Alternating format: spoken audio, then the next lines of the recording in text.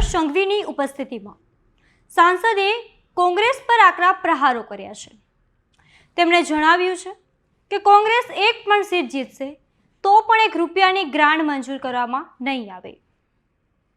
નમસ્કાર, તમે જોઈ રહ્યા છો ગુજરાત પ્લસ ન્યૂઝ। હું છું મમલ। તો આવો સાંભળીએ વધુમાં તેઓ શું કહી રહ્યા છે।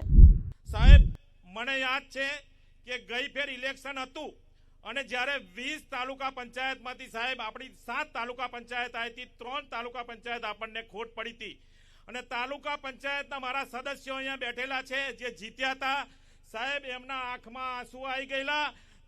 તાલુકા પંચાયતના પ્રમુખ કોંગ્રેસના હતા, એમની જોડે ગ્રાન્ટ લખાવડાવી સાહેબ, અને ગ્રાન્ટ આપી નહીં। મારા તાલુકા પંચાયતના સભ્યો એમના મત વિસ્તારમાં સાહેબ વિશ્વાસ આપીને આવ્યા હતા કે અમે તમને ગ્રાન્ટ આપીશું।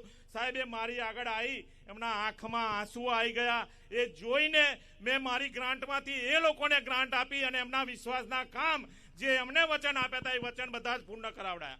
સાહેબ, આપણા ભારતીય જનતા પાર્ટીના કાર્યકર્તાઓએ આંકલાઓમાં જે મહેનત કરી છે અને જેનો આપણે અમિત ચાવડાનો ગઢ કહીએ છીએ, એમાં ભારતીય જનતા પાર્ટીનું જેમને કમળ ખીલ્યું હોય તો એક સાંસદ નહીં પણ ભારતીય જનતા પાર્ટીના કાર્યકર્તા તરીકે હું એમની જોડે ઊભો રહ્યો છું અને ઊભો રહીશ। અને આ વખતે પણ એમને જેટલા પણ આપણે તો એમને વોશ આઉટ કરીશું, પણ જો કદાચ એકાદ પણ જીત્યો ને એને આપણે એક પણ રૂપિયાની ગ્રાન્ટ નહીં આપીએ। હું તમને અહીંયાથી કહું છું કે એક પણ રૂપિયાની આપણે ગ્રાન્ટ નહીં આપીએ। આપણે એ રીતનું આંકલાવ બનાવવાનું છે। આપણા ડેપ્યુટી સીએમ સાહેબ આવ્યા છે અને એ આપણે બધાને જે પ્રમાણેનું આંકલાવ જોઈતું હશે એ પ્રમાણેનું આંકલાવ બનાવી આપશે। અને અત્યારથી જ આપણે એક બધા જે અહીંયા બેઠેલા છે અને બધાનામાં એક તાકાત છે કે આપણે 2027માં ભારતીય જનતા પાર્ટીના વિધાનસભામાં આપણો ઉમેદવાર જીતશે અને ત્યાં આગળ આપણે મોકલીશું અને આંકલા મત વિસ્તારમાં અત્યાર સુધીના જેટલા કામો નથી થયા બધા કામો કરીશું।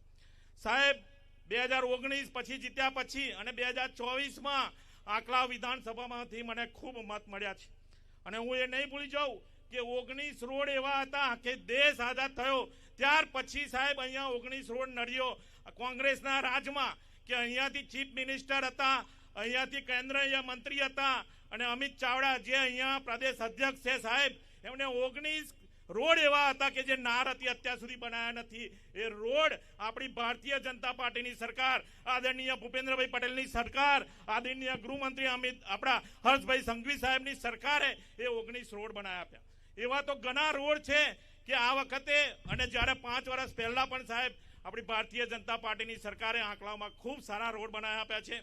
ત્યારે હમણાં જ્યારે આપણને ખબર છે કે ગંભીરા બ્રિજ ઉપર આપણે જોયું અને તાત્કાલિક આપણા મુખ્યમંત્રી અને આપણા ગૃહમંત્રી અને આપણા ડેપ્યુટી સીએમ સાહેબે આપણને ગણતરીના મહિનામાં આપણે અત્યારે જે ગંભીરા બ્રિજ તૂટી ગયો છે એ ચાલુ થશે અને જૂનો બ્રિજ પણ ચાલુ થઈ ગયો છે। એવી આપણી સરકાર હોય કે હર હંમેશ કાંઠાગાળાના નાગરિકોની ચિંતા કરતી આવી છે। કોરોના ટાઈમમાં પણ કઠાના ટ્રેન જે બંધ થઈ ગયેલી હતી એ આપણા રેલ મંત્રીશ્રીએ આપણને ચાલુ કરી આપી। વાસદ ઓવરબ્રિજ આગળ અમને જ્યારે ટ્રાફિક જામ થતો હતો એ પણ ખૂબ મોટો રોડ બનાવી આપ્યો। અને ભૂલાય એવું નથી કે આંકલાવ તાલુકાની કંથારિયા ગામની દીકરી જ્યારે અઝરબૈજાનમાં એ ફસાઈ ગયેલી હતી ત્યારે આપણા ગૃહમંત્રી હર્ષભાઈ સંઘવી સાહેબે મદદ કરી અને આપણે દીકરીને જીવતી પાછી લાયા। કેમ ભૂલાય કે આંકલાવ તાલુકાની દીકરી, કંથારિયા ગામની દીકરીને આપણે સેફ પાછી લાવ્યા। જ્યારે આવી સરકાર આપણને મળી હોય, આપણી સરકાર હોય અને આપણે 1 મિનિટમાં ફોન કરીએ, ફોન ઉપાડીને આપણું કામ કરતા હોય, ત્યારે હું આપ સૌની વચ્ચે એટલું જ વચન માંગુ છું કે આપણે જે નક્કી કર્યું છે અહીંના સંગઠનના સૌ પદાધિકારી કાર્યકર્તાઓ સાથે સાહેબ હું અહીંયા મહિનામાં 4-5 વાર આવું છું, બેઠક કરું છું અને જે રીતનું એમને મને વચન આપ્યું છે કે આ વખતે આપણે તાલુકા પંચાયત, જિલ્લા પંચાયત જીતીશું, મને એમની ઉપર પૂરેપૂરો વિશ્વાસ છે અને અમે એ જ વિશ્વાસથી સંજયભાઈને પણ વચન આપ્યું છે કે આ વખતે આંકલાવ તાલુકા પંચાયત અમે બેસાડીશું ને ભાઈ? બોલો, જય ઘોષ કરો, બેસાડીશું ને? આભાર સૌનો। સાહેબ, વધુ નહીં કહેતા, પરંતુ આંકલાવ તાલુકામાં જે વર્ષોથી કોંગ્રેસનો ગઢ છે એ કોંગ્રેસનો ગઢ અમે તોડીશું અને 2027માં પણ ભારતીય જનતા પાર્ટીનો ધારાસભ્ય અમે તમારી સાથે મોકલીશું એટલું વચન હું આપું છું। અને મને ખબર છે કે મારી સાથે આ મતદાતાઓ અને ભારતીય જનતા પાર્ટીના કાર્યકર્તાઓ છે સાહેબ। સૌનો હું દિલથી આભાર માનું છું કે એ લોકો પણ મતદાતાઓ અને કાર્યકર્તાઓ મારી સાથે રહ્યા છે, મને સાથ સહકાર આપ્યો છે. એ જ મતદાતાઓનો દિલથી આભાર માનું છું. આપ સૌનો આભાર. અસ્તુ. ભારત માતા કી જય.